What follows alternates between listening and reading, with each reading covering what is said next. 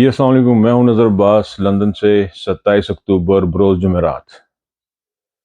سر آج بڑی ہی حیرت انگیز قسم کی دو چیزیں، ویری ان یوزول چیز تو سب سے بڑی یہ تھی کہ ارشد شہید کو سپرد خاک کیا گیا۔ ان کی اللہ تعالیٰ ان کے درجات بلند فرمائے۔ اسی دن رات کو پہلے واڈا صاحب نے آ کے حملہ کیا اپنی پارٹی کے اوپر، اور صبح انہوں نے ویٹ نہیں کیا، D G I S P R نے اور آئی ایس آئی نے ویٹ نہیں کیا کہ اس بیچارے بندے کو دفنا لیں اور اس کے بعد تحقیق اس کے بعد پریس کانفرنس کر لیں گے۔ They want to attack and attach both of them, ان دونوں چیزوں کو ملانا چاہ رہے ہیں ان لوگوں کو ساتھ کے، یہ مل کے حساب کتاب پتہ نہیں کیا نکالیں گے اس کے اندر سے۔ ارشد شریف کے بارے میں اس D G I S P R کی پریس کانفرنس کی طرف آنے سے پہلے میں ایک چھوٹی سی بات کروں۔ پاکستان کی تاریخ میں ارشد شریف سے بڑا انویسٹیگیشن کرنے والا جرنلسٹ پیدا نہیں ہوا، اس سے بڑا جرنلسٹ نہ پیدا ہوا ہے اور آئندہ کئی سالوں تک شاید ہمیں کو نہ ملے۔ He was the one and only۔ اس کی آواز کی خاموشی سے اب جو ہے وہ کچھ بندوں کے کانوں کو تسکین ملے گی، ان میں سے ایک ہے شریف خاندان، دوسرے ہیں وہ باکمال لوگ جو تحفے تحائف تو لیتے ہیں لیکن توشہ خانہ جیسے جو ایشوز ہیں وہ بھی کریٹ کرتے ہیں، لیکن اپنی طرف کہتے ہیں کہ ہماری طرف مت دیکھیں۔ تو ان کے کانوں کا بھی یہ سننے کو نہیں ملے گا، اور ان کا خیال ہے کہ شاید اس پاکستان میں ایسی کوئی والدہ ہے نہیں، ایسی کوئی ماں ہے نہیں جو ارشد شریف کو پیدا کرے گی، تو اب شانتی ہی شانتی ہے۔ ان کو تو بڑا سکون ملے گا، پہلے تو وہ بینیفیشری ہیں نا اس کے کہ اب ارشد شریف کی آواز نہیں اور پروگرام نہیں چلے گا رات کو جو یہ بتائے گا قوم کو کہ یہ چور ہیں اور یہ ڈاکو ہیں اور یہ کھا گیا اور وہ پی گیا اور ہمارے ساتھ کیا ہو گیا، اب یہ بتانے والا کوئی نہیں ہے۔ وہ لوگ اس چیز کے بینیفیشری ہیں، اس کے ارشد شریف کے جاننے کے، ان کو سکون مل گیا، ان کو راحت مل گئی ہوگی۔ انہوں نے کیک بھی کاٹے، انہوں نے دیوالیاں بھی بنائیں، انہوں نے خوشیاں منائی اس بات کے اوپر، انہوں نے طنز بھی کیے اور گھٹیا قسم کی ٹویٹ بھی کی۔ وہ ہیں بینیفیشری اس ارشد شریف کے مرنے کے، اس کی شہادت کے، وہ بینیفیشری ہیں۔ اچھا، ایک چیز میں D G I S P R کی بات کرنا لگا ہوں اور جنرل ندیم صاحب کی۔ یہ میرے ہاتھ میں آپ پیپر دیکھ رہے ہیں، اس کے ریس میں میں نے کچھ 40 کے قریب پوائنٹ لکھے تھے کہ اس میں اس کے اوپر بات کریں گے۔ انہوں نے ملانے کی کوشش کی کہ ارشد شریف کو کیسے ہوا، کیا ہوا، اور پھر انہوں نے عمران خان نے اس کو نکالا اور پھر وہ اے آر وائی کے بیچ میں لے کے آئے، جو مجھے تو بالکل سمجھ ہی نہیں آئی نا اس چیز کی۔ اور حیرت انگیز طور پہ I am surprise and shocked کہ ہمارے پاکستان کے بہترین ادارے میں ایک بہت ہی چھوٹا شخص اس کا سربراہ ہے، جس کو اتنی حالت ہو چکی ہے کہ وہ سامنے آ گیا کہ جی میں دساں گا، لوگوں نے سمجھ نہیں آنی، اے بابر صاحب نو کوئی نہیں پتا، اے میں ہی آ کے دسنی سی گل، اور گل بھی کوئی نہیں دسی۔ اور یہ حالات ہیں، پسینے سے شرابور تھا ان کا چہرہ، اور باتیں کرتے ان کو سمجھ نہیں آ رہی تھی، لیکن ان لوگوں کو پریس کانفرنس کرنے کی ضرورت کیوں پڑی؟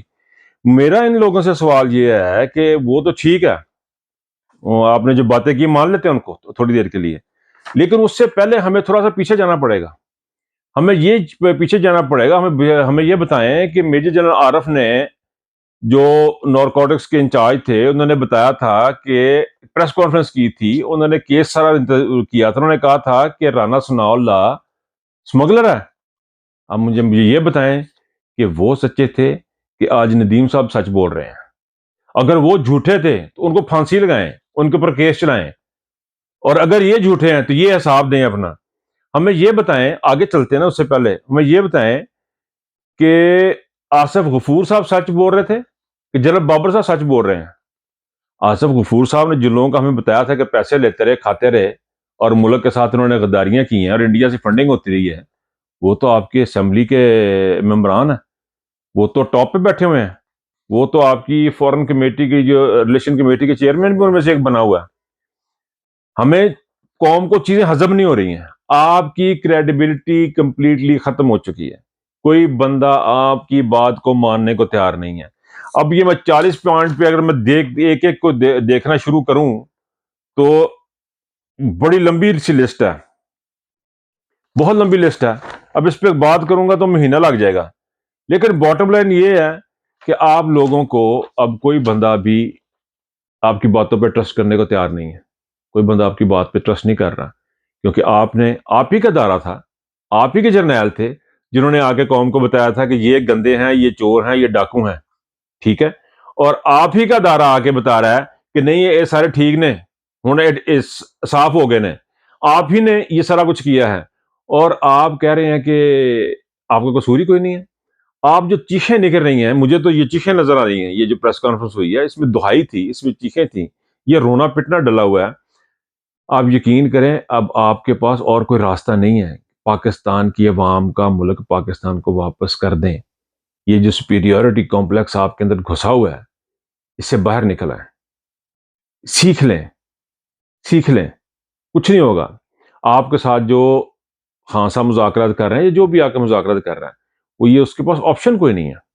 آپ خود ہی مرواتے ہیں، خود ہی ٹارچر کرتے ہیں، خود ہی ڈرامے کرتے ہیں، اپنے لوگوں کے اوپر کرتے ہیں، اور خود ہی کہتے ہیں کہ جی ٹھیک ہے. یہ نہیں، اب آپ کی حالت یہ ہے کہ 70 سال سے جو آپ کی پرستش کرنے والے لوگ تھے ان کو پتہ لگا ہے 70 سال کے بعد کہ آپ خدا نہیں ہیں.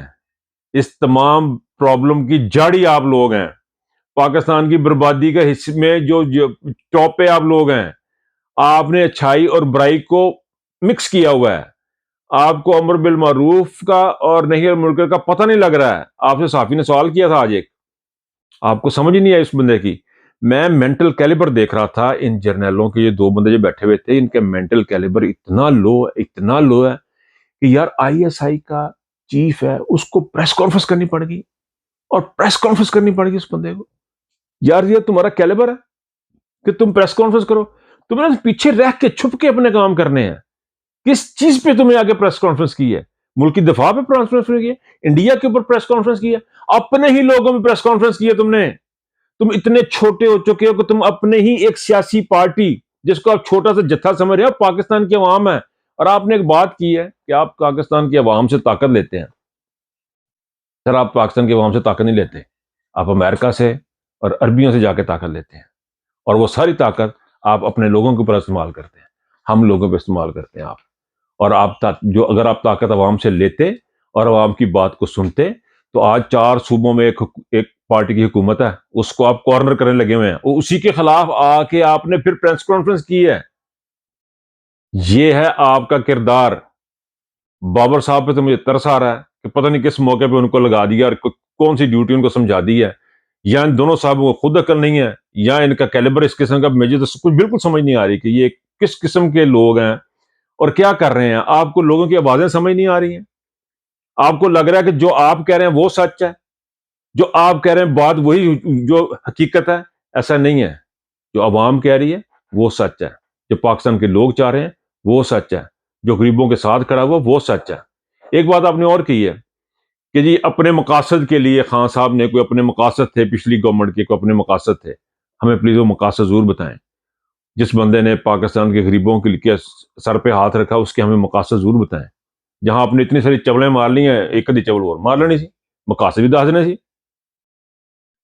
بہرحال اس قوم کو ان لوگوں سے ہوشیار رہنا ہے. اپنا خیال رکھیے گا. اللہ حافظ.